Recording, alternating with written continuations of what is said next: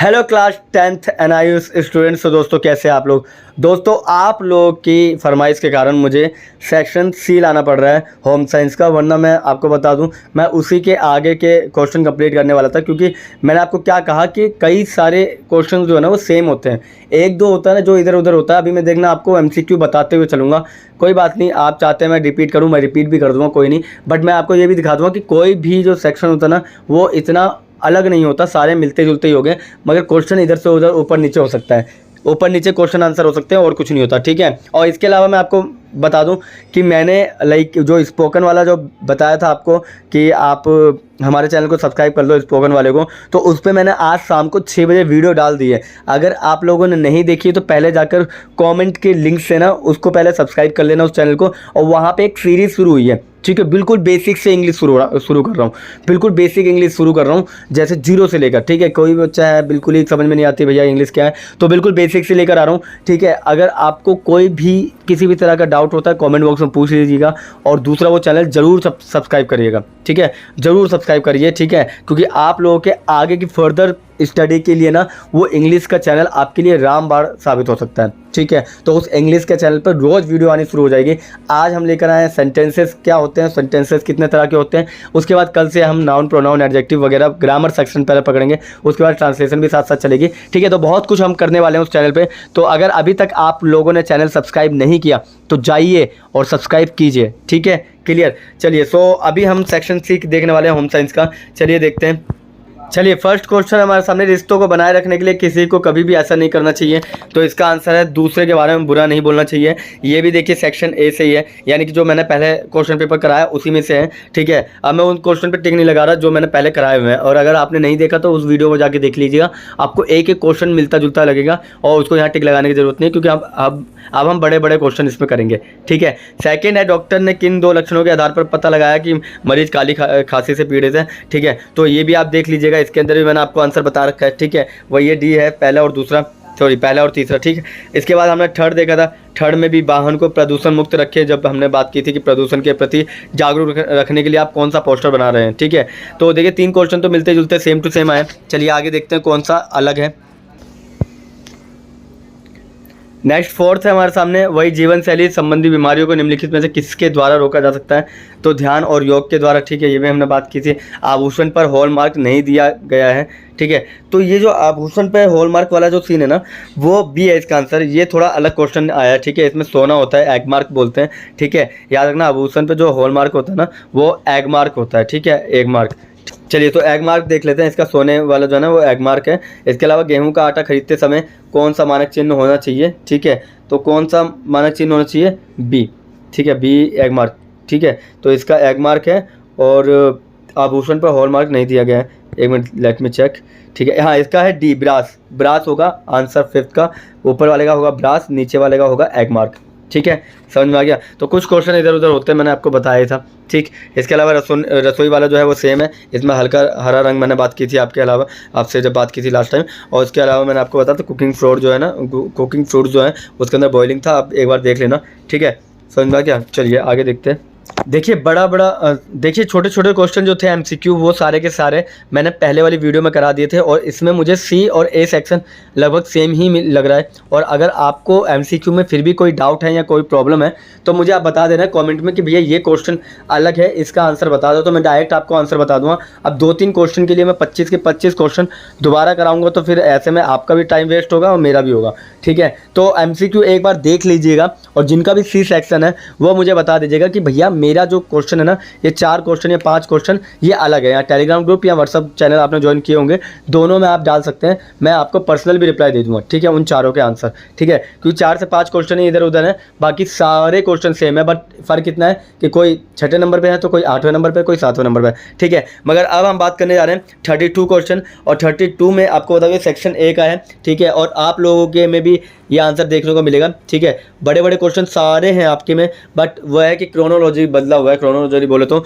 अगर ये इनके में 32वें पे है तो आपके में 36वें पे होगा, क्लियर, समझ में आ गया। चलिए सो एक बार चेक कर लेते हैं 32 क्वेश्चन क्या है। 32 क्वेश्चन हमारे सामने, भोजन में किण्वित खाद्य पदार्थों को सम्मिलित करने के 2 लाभ बताइए, और अथवा में हमारे भोजन में अंकुरित खाद्य पदार्थों को सम्मिलित करने के कोई 2 कारण बताइए। तो देखिए, भोजन में किण्वित खाद्य पदार्थों को शामिल करने के कोई 2 लाभ की बात कर रहा हूँ, 2 लाभ की बात बताऊँ तो पहला तो है पोषण का बढ़ा हुआ अवशोषण, ठीक है, यानी कि हम किण्वन प्रक्रिया जो लगाते हैं ना, यानी कि advantage of for including fermented foods, ठीक है। तो फर्मेंटेड फूड्स का लाइक प्रॉब्लम क्या होता है कि इसमें ना पोषक तत्व जो होते हैं ना वो टूट जाते हैं, ठीक है। तो पोषक तत्व खत्म हो जाता है किण्वन के कारण, और जिससे शरीर को उन्हें अवशोषित करना आसान हो जाता है, ठीक है। उदाहरण के लिए मीसो में सोयाबीन के किण्वन से शरीर द्वारा लोहे और जस्ता का अवशोषण बढ़ जाता है। और दूसरा है पाचन में सुधार, ठीक है, दूसरा है पाचन में सुधार। अगर आपको इसकी PDF चाहिए आंसर की तो आप हमारे टेलीग्राम ग्रुप से ले सकते हैं, ठीक है। टेलीग्राम ग्रुप में मैंने आपके पॉइंट टू पॉइंट क्लियर करके दिया हुआ है, ठीक है। तो ये दूसरा है, और पहला मैंने आपको बता दिया कि अवशोषण यानी बढ़ा हुआ अवशोषण, ठीक है, समझ में आ गया। अगर आप ये 2 पॉइंट डाल के आए हैं 32 के फर्स्ट क्वेश्चन में कि पहला तो आपने लिख दिया कि पोषण का बढ़ा हुआ अवशोषण और दूसरा पाचन में सुधार, ठीक। क्या होता है कि बैक्टीरिया पोषक तत्व को तोड़ने में मदद करता है और आंतों में अच्छे और बुरे बैक्टीरिया के बीच में ना संतुलन पैदा करता है, ठीक है। और ये सूजन को कम कर सकता है, गैस और ब्लोटिंग को कम कर सकता है, और यहाँ तक कि चिड़चिड़ा आंत्र सिंड्रोम जैसे कुछ स्थितियाँ होती हैं ना उनके लक्षणों को भी कम कर सकता है, ठीक है, समझ में आ गया। चलिए, सो 33 देखते हैं क्या है हमारे सामने, और सॉरी 33 नहीं 32 का ही और में देखते हैं। अगर आप में से किसी ने और में अटैम्प्ट किया हो तो हमारे भोजन में अंकुरित खाद्य पदार्थों को सम्मिलित करने के कोई 2 लाभ बताइए, ठीक है। तो कोई 2 कारण बताइए। तो पहला तो है पोषण में वृद्धि, ठीक है। अगर आप अंकुरित चीज़ यूज़ कर रहे हैं, फॉर एग्जांपल जो विटामिन वगैरह होती है जिसके अंदर बहुत सारी चीज़ें होती है, ठीक है, तो जो आप अंकुरित खाद्य पदार्थों का यूज़ कर रहे हैं तो उसके अंदर आपको पोषण में वृद्धि देखने को मिलेगा, और दूसरा पाचन में सुधार, ठीक है। ऊपर वाला और नीचे वाला दोनों मिलता जुलता है, इसीलिए दोनों और में रखा हुआ है। अगर आप एक भी अटैम्प्ट करते हैं तो आपको दूसरे का आंसर पता होता, ठीक है। तो समझ में आ गया आपको 32 के अंदर ही ये और में था। हमारे भोजन में अंकुरित खाद्य पदार्थों की बात करूँ तो पहला पोषण में वृद्धि और दूसरा पाचन में सुधार, क्लियर। चलिए, सो 33 देखते हैं। 33 क्वेश्चन में हम देखते हैं रसोइये द्वारा अपनाई जाने वाली 4 संभावित गलत प्रथाएं क्या हो सकती है जो हरी पत्तेदार सब्जियों के पोषक तत्वों को नष्ट कर सकती है, ठीक है। तो पहला तो है अत्यधिक पकाना, ठीक है। अगर वो बहुत ज़्यादा पकाएगा, ठीक है, खाने को बहुत ज़्यादा पकाएगा ना तो उससे पहले तो है अत्यधिक पकाना, ठीक है। जब अगर वो ज़्यादा पका देता है ना सब्जियों को तो उसके अंदर जो विटामिन C भी है ना वो क्या होता है, घुलनशील होते हैं, ठीक है, पानी में, तो वो वहाँ से निकल जाते हैं घुलकर, ठीक है, घुलकर निकल जाते हैं, और जिसके कारण आपको प्रॉब्लम होती है, ठीक है। मतलब लाइक वो चीज़ें नहीं मिल पाती है जो हमें विटामिन खनिज वगैरह मिलती है ना, वो नष्ट कर देता है, ठीक है। और दूसरा है पानी में अधिक देर तक भिगो कर रखना चीज़ों को, ठीक है। काटने से पहले हरी सब्जियों को लंबे समय तक पानी में भिगो कर रखना भी पोषक तत्वों को कम कर सकता है। विटामिन C पानी में घुलनशील होता है और ये भिगोने से पानी में ही रह जाता है, क्लियर, समझ में आ गया। यानी कि पानी में भिगो कर जो रखते हैं ना हम लोग उसकी बात करूँ, ठीक है। आप यही लिख के आए, उम्मीद करता हूँ आप यही लिख के आएंगे, ठीक है। तो 33वें का फर्स्ट ये था। चलिए 33वें का सेकंड देखते हैं और में। तो नेक्स्ट क्वेश्चन है पत्ता गोभी के पोषक तत्वों को बचाने के लिए पकाते समय कौन सी 4 सावधानियां बरतनी चाहिए। तो लाइक 33 का ये और में है, और इसमें आपको याद रखिएगा कि पहले तो कम पानी में आपको भिगोना है, ठीक है, यानी कम पानी में आप पकाएं, ठीक है। दूसरा है काटने से पहले धोना चाहिए, ठीक है, काटने से पहले आपको धोना चाहिए, ठीक है। 1 मिनट, तो काटने से पहले आपको धोना पड़ेगा, ठीक है। तो दूसरा है धोना, ठीक है, दूसरा है पहला है पकाना, ठीक है, ठीक है। और तीसरा है हमारे सामने, तीसरे में हम देखते हैं कि काटने से ठीक पहले धोएं, ठीक है, मैंने बता दिया ज़्यादा देर तक ना पकाएं, ठीक है, ज़्यादा देर तक ना पकाएं, पत्ता गोभी को ज़्यादा देर तक ना पकाएं, क्योंकि इससे क्या होगा कि ज़्यादा देर पकाएंगे तो इसमें क्रंची टेक्सचर जो होता है ना वो ख़त्म हो जाएगा, ठीक है, और फिर पोषक तत्व नष्ट हो जाते हैं। और 4th पॉइंट है खाना पकाने के बाद पानी का इस्तेमाल करें, ठीक है। जो यानी खाना पका दिया आपने, जो पानी बचा है ना उसके अंदर आपके पास विटामिन C घुला हुआ है, ठीक है, तो उस विटामिन C को आपको पत्ता गोभी के समय में ना उस समय में आप इसको यूज़ कर सकते हैं, ठीक है, समझ में आ गया।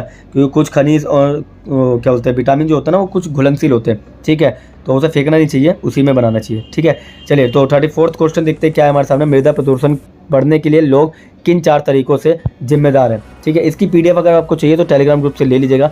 टेलीग्राम ग्रुप में इसके एक आंसर को हमने डीप में लिखा हुआ है, ठीक है। तो यहाँ पे लिखना बड़ा पॉसिबल नहीं हो पाता क्योंकि छोटी सी स्क्रीन होती है, उसमें क्या क्या लिखूँगा मैं, ठीक है। इसके बाद आप देखिए 24th में मृदा प्रदूषण को रोकने के लिए बात करूँ तो पहला है हमारे सामने कि अतिरिक्त उर्वरक और रसायनों का प्रयोग। ठीक है, आज की डेट में हम खेतों में देखते हैं कि ज़्यादा से ज़्यादा उर्वरक और कीटनाशकों का प्रयोग करते हैं, जिससे क्या होती है, मिट्टी खराब होती रहती है। ठीक है, समझ में आ गया, मिट्टी की उर्वरता कम होती जा रही है क्योंकि उसके अंदर रासायनिक तत्वों का बहुत ज़्यादा देखने को मिलता है। दूसरा है कचरा जलाते हैं तो उससे क्या होता है, उपजाऊ सतह जो होती है ना, उस पर ज़मीन पर बहुत ज़्यादा प्रभाव पड़ता है। तीसरा है जहरीले पदार्थों का अनुचित निस्तारण। ठीक है, यानी जहरीले पदार्थ जैसे थर्मामीटर, बैटरी, पेंट, दवाइयाँ, ये सब कुछ हम जलाते हैं, इसका गलत तरीके से यूज़ करते हैं तो ये ज़मीन में मिलकर ना घुल जाती है। ठीक, घुलने के कारण मिट्टी की जो उर्वरता है ना वो कम हो जाती है। ठीक है, और फोर्थ पॉइंट है लास्ट हमारे सामने, अवैध कचरों का निस्तारण। ठीक है, शहर और गांव के अंदर आपने देखा होगा बहकर कचरा जो होता है ना, बारिश का पानी बहकर मिट्टी में घुल जाता है और मिट्टी को प्रदूषित कर देता है। ठीक है, समझ में आ गया। चलिए, तो हवा प्रदूषण को बढ़ाने के लिए मनुष्य के मुख्य 4 तरीके कौन कौन से हैं जिम्मेदार के, ये वाले की बात कर रहा हूँ मैं। ठीक है, तो पहले तो है जीवाश्म ईंधन जलाना, वही सेम टू सेम है। जीवाश्म ईंधन ज़्यादा से ज़्यादा जला रहे, जैसे फॉर एग्जांपल कोयला, तेल, ग्लोसिन जैसे जीवाश्म ईंधनों को जलाने से कार चलाना, बिजली बनाने, ठीक है, अन्य उद्देश्यों के लिए ऊर्जा प्राप्त होती है। लेकिन यह प्रक्रिया हानिकारक रसायनों और गैसों को हवा में छोड़ती है, जिससे कार्बन मोनोऑक्साइड, नाइट्रोजन ऑक्साइड और हाइड्रोकार्बन जैसे प्रदूषकों के शामिल होती है। ठीक है, और दूसरा पॉइंट है औद्योगिक गतिविधियाँ। ठीक है, जैसे फॉर एग्जांपल कारखाने और उद्योगों से निकलने वाला धुआं जो है ना, वो बहुत ज़्यादा क्या कर रहा है, हवा को प्रदूषित कर रहा है। ठीक है, तीसरा है कचरा जला रहा है, प्लास्टिक कचरे को जलाते हैं हम लोग। ठीक है, उससे जहरीले धुआं देखने को मिलता है। चौथा है वनों की कटाई और कृषि कार्यों में आग लगना। ठीक है, तो वनों की कटाई भी बहुत ज़्यादा देखने को मिलती है हमें। ठीक है, और जिससे कृषि कार्य जो होता है ना वो ढंग से कर नहीं पाती है। ठीक है, समझ में आ गया। एक्चुअली आज मेरी तबीयत बहुत ज़्यादा ख़राब है। ठीक है, तो अभी दवाई लेकर आया था, तब आपके लिए थोड़ी वीडियो सोची मैंने बना लूँ, क्योंकि एक डेली रूटीन है ना वो ख़राब ना हो हमारा, इसीलिए। बाकी इसमें मैं ज़्यादा लेक्चर लेकर आऊँगा नहीं, अभी 2-3 क्वेश्चन और करेंगे हम और इस वीडियो को पैकअप करेंगे। और जैसे उम्मीद करता हूँ कि मेरी तबीयत ठीक हो जाएगी, वैसे ही मैं इसको आगे बढ़ाऊँगा। ठीक है, आज मेरी बिल्कुल भी हालत नहीं है, ठीक है, आप लोगों को कराने के लिए। बट ठीक है, आप लोगों ने सजेस्ट किया था कि भैया करनी चाहिए ये चीज़ें, तो मैं लेकर आ गया। 8-10 क्वेश्चन भी करते हैं हम रोज़, तो हम कुछ करके जा रहे हैं, ये हमारे अंदर होनी चाहिए। ठीक है, और अगर आपने प्रीवियस वीडियो नहीं देखी है तो जाकर ज़रूर देखिएगा। सुबह 10th और 12th दोनों के लिए मैं वीडियो लेकर आया था, तो काफ़ी कम लोगों ने उसे देखी है, तो प्लीज़ जाके पहले वो देख लीजिएगा, क्योंकि एक एक वीडियो को बनाने में बहुत मेहनत लगती है। ठीक है, एटलीस्ट तुम्हारे पास तो सिर्फ 2 ही काम है, एक वीडियो को लाइक करना है, दूसरा वीडियो को कमेंट करना है। ठीक है, और ज़्यादा से ज़्यादा अगर आप हमारे हितैषी हैं, यानी कि हमारा चीज़ें समझते हैं, हमें समझते हैं, तो शेयर भी कर सकते हैं। बाकी सब्सक्राइब तो आपने करा ही होगा। ठीक है, तो चलिए 35th क्वेश्चन देखते हैं क्या है हमारे सामने, कि घर पर कपड़े भिगोते समय कौन सी 4 सावधानियां बरतनी चाहिए। तो पहले तो देखना क्या है कि पानी की मात्रा पर्याप्त होनी चाहिए। ठीक है, इतना नहीं कि पानी में डुबा के रख दिया तुमने। ठीक है, इससे क्या होता है, गंदगी अच्छी तरह निकल नहीं सकती। ठीक है, दूसरा है गंदगी के हिसाब से पानी का तापमान करें। ठीक है, हल्की गंदगी है तो हल्का करें, ज़्यादा गंदगी है तो फिर ज़्यादा का यूज़ करें, मगर आप तो भर के डाल देते हो उसके अंदर पानी। ठीक है, तीसरा कपड़े को एक साथ नहीं भिगोना चाहिए। एक साथ क्या होता है, एक साथ भिगोते हो ना तो कपड़ों के रंग छूटते हैं और एक दूसरे रंग में ना वो मिक्स करके ख़राब हो जाता है। जैसे वाइट के साथ आप कई बार रेड कपड़ा डाल देते तो जो शर्ट है ना वो रेड दिखने लगती है। ठीक है, इसके अलावा भीगे रहने का समय सीमित रखें। ठीक है, ऐसे नहीं कि 1-2 घंटे है, ठीक है, अब पूरी रात ही भिगा के रख देंगे, है ना, तो फिर साफ़ करना बड़ा मुश्किल हो जाएगा, उसके अंदर मिट्टी चिपक जाती है। ठीक है, कपड़ों के अंदर नाजुक कपड़ों में मिट्टी चिपकने की डर रहता है। ठीक है, कपड़ों में गंदगी जम सकती है, इसीलिए। तो 36 की बात कर रहा था कि नहीं 4 मौसमी घरेलू गतिविधियों की सूची बनाएं। तो कौन कौन सी है, पहले तो बरसात के मौसम में गटर साफ़ करना और मच्छरदानी साफ़ करना। ठीक है, ऑब्वियस बात है, अपने आसपास साफ़ सफाई रखनी पड़ेगी बरसात के समय में। दूसरा है गर्मियों के समय में एयर कंडीशनर को साफ़ करना, क्योंकि अब उसका यूज़ बढ़ता जा रहा है। तीसरा है सर्दियों में हीटर की मरम्मत करना और गर्म कपड़े निकालना। और चौथा है वसंत ऋतु में खिड़कियाँ साफ़ करना। ठीक है, और साफ़ सफाई करना, गहरी सफाई करना और खिड़कियाँ खोलना। ठीक है, क्योंकि बहुत अच्छा मौसम होता है उस समय में, इसलिए। तो चारों मौसम के बारे में अलग अलग आपको लिखना था। तो 4 सीजनल हाउस होल्ड की बात की थी। ठीक है, एक्टिविटी। लास्ट क्वेश्चन करते हैं 36, क्योंकि तभी मैंने कहा तबीयत ठीक नहीं है तो अभी मेरे से बोला भी नहीं जा रहा ज़्यादा। चलो फिर भी लास्ट क्वेश्चन करते हैं। पीक लोड और अवकाश अवधि शब्दों को एक एक उदाहरण के साथ समझाइए। तो पीक लोड की मैं जब आपसे बात करूं तो पीक लोड और अवकाश अवधि जो है ना, ये इलेक्ट्रिसिटी में काम आती है। फॉर एग्जांपल पीक लोड कब पड़ता है, ठीक है, सबसे ज़्यादा लोड कब पड़ता है सिस्टम पर। ठीक है, तो मैं जब बात करूँ तो शाम को 5 से लेकर रात के 9 के बीच में सबसे ज़्यादा बिजली की खपत होती है, क्योंकि इसी समय में अधिकांश लोगों के घर में पंखे, कूलर, बिजली के उपकरण, टीवी वगैरह सब कुछ चलता है इसी समय में। ठीक है, और लीजर पीरियड की बात करूँ तो इस समय में आप पता क्या देखेंगे, इस समय में 12 से 6 के बीच में देखेंगे। ठीक है, इस समय में सिर्फ एक पंखा चलते हुए मिलेगा, या जिनके यहाँ एसी है वो चलते हुए मिलेगा, जिनके यहाँ कूलर है वो चलते हुए मिलेगा। ठीक है, तो ज़्यादा इस समय बिजली की खपत देखते हुए नहीं मिलेगा, क्योंकि टीवी बंद होती है, लाइट बंद होती है, बहुत कुछ। ठीक है, तो समझ में आ गया। तो इसमें अगर वो बोलता है कि लेज़र पीरियड की बात करेगा तो लेज़र पीरियड में आप टाइमिंग डाल देना कितना, 12 से 6। और जब आपसे पीक लोड की बात करेगा तो आप यहाँ पे 5 से 9 रख देना शाम को। ये इवनिंग में, ठीक है। तो ये 5 से 9 वाला जो था वो इवनिंग में है, और 12 से 6 वाला जो था वो मॉर्निंग की बात कर रहा हूँ, मतलब नाइट की बात कर रहा हूँ, ठीक है, मॉर्निंग। चलिए, तो आज का लेक्चर यहीं तक रखते हैं। उम्मीद करता हूँ आप लोग मेरी स्थिति को समझेंगे इस समय, ठीक है। और जैसे ही ठीक होता हूँ मैं सारे पेपर दोबारा सॉल्व कराऊंगा। और दूसरी बात है, कुछ बच्चे बोले भैया section A, section B, section C, देखिए धीरे धीरे कराएंगे, बट फ़र्क इतना है कि आप खुद देख लीजिए, एमसीक्यू सबके मेल खाते हुए होते हैं, यानी मैचिंग खाते हुए होते हैं, ठीक है। और मगर हाँ, बड़े बड़े क्वेश्चन मैं आपको ज़रूर करा रहा हूँ, और वो आपको देखने भी चाहिए कि आप ऐसे ही आंसर करके आए या नहीं। और बाकी हम इन्फो लेकर आ रहे हैं, ठीक है, रोज़ हमारी एक वीडियो आ रही है इन्फो, तो आपको देखना चाहिए, उससे काफ़ी कुछ जानने को मिलेगा आपको, ठीक है। तो मिलते हैं किसी और वीडियो में, तब तक के लिए थैंक यू और धन्यवाद। चैनल को सब्सक्राइब नहीं किया तो कर लीजिएगा, और अगर आपने इंग्लिश की वो सेंटेंस वाली वीडियोस नहीं देखी है तो जाके पहले दूसरे चैनल पर वो देख लीजिएगा, ठीक है। वहाँ पे हम रोज़ इंग्लिश लेकर आएंगे, वोकेबलरी, सिनोनिम, एंटोनिम्स, ठीक है, वर्ड मीनिंग्स, बहुत कुछ लेकर आएंगे। उसके अंदर हम ग्रामर, ट्रांसलेशन, स्पोकन सब कुछ लेकर आएंगे, बस आप लोगों का सपोर्ट चाहिए उसके बाद, ठीक है। तो मिलते हैं किसी और वीडियो में, तब तक के लिए थैंक यू, धन्यवाद।